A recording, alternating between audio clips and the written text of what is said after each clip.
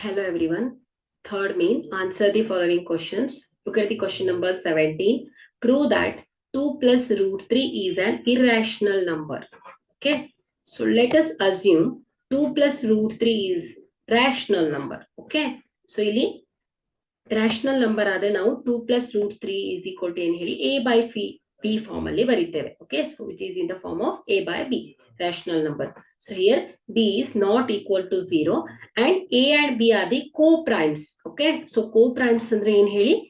So ಇಲ್ಲಿ ಒಂದನ್ನ ಹೊರತುಪಡಿಸಿ ಯಾವುದೇ ರೀತಿಯ ಫ್ಯಾಕ್ಟರ್ಸ್ ಇರೋದಿಲ್ಲ. Okay. So 2 by 3. Okay. Or 4 by 9. So ಇಲ್ಲಿ 4 ಮತ್ತು 9 ಕಾಂಪೋಸಿಟ್ ನಂಬರ್, ಬಟ್ ಅದ್ ಎರಡನ್ನ ಜೊತೆಯಲ್ಲಿ ನೋಡಿದಾಗ ಅದೊಂದು ಕೋ-ಪ್ರೈಮ್ಸ್ ಆಗತ್ತೆ. ಯಾಕಂದ್ರೆ 4 ಅಲ್ಲಿ ಫ್ಯಾಕ್ಟರ್ಸ್ ಯಾವ್ದಾಗುತ್ತೆ 1 2 4 ಅಲ್ವಾ. ಅದೇ 9 ಅಲ್ಲಿ ಫ್ಯಾಕ್ಟರ್ಸ್ ಯಾವ್ದಾಗುತ್ತೆ 1 3 ಮತ್ತು 9. ಸೊ ಅದ್ ಎರಡನ್ನ ಜೊತೆ ಮಾಡಿದಾಗ ಅದ್ ಎರಡರಲ್ಲಿ ಒಂದನ್ನ ಬಿಟ್ಟು ಬೇರೆ ಯಾವುದೇ ಕಾಮನ್ ಫ್ಯಾಕ್ಟರ್ ಇಲ್ಲ ಮಕ್ಕಳೇ.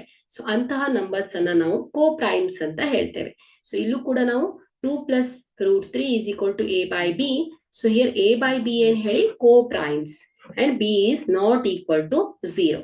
So ಇದನ್ನ rearrange ಮಾಡಿದಾಗ so we'll get root 3 is equal to a by b minus 2. So root 3 is equal to a by b minus 2 by 1. So ಇದನ್ನ add ಮಾಡಿದಾಗ ಅಂದ್ರೆ b ಮತ್ತು 1 ನ LCM b ಬರುತ್ತೆ. So a minus 2b. Okay. So ಇದನ್ನ simplify ಮಾಡೋದು as it is ನೀವು ಮಾಡ್ತೀರಲ್ವಾ ಹಾಗೆ. So since a and b are the integers, okay, so we get a minus 2b by b. This is rational number. So equal to ಆಗಿರೋದ್ರಿಂದ root 3 is rational number ಅಂತ ಹೇಳ್ದಂಗಾಯ್ತು. But this contradict the fact that root 3 is rational. So ಈಗಾಗಲೇ ನೀವು root 3 ನ irrational number ಅಂತ prove ಮಾಡಿದೀರಾ, but ಇಲ್ಲೇನ್ ಬಂದಿದೆ rational ಅಂತ ಆಗ್ಬಿಟ್ಟಿದೆ.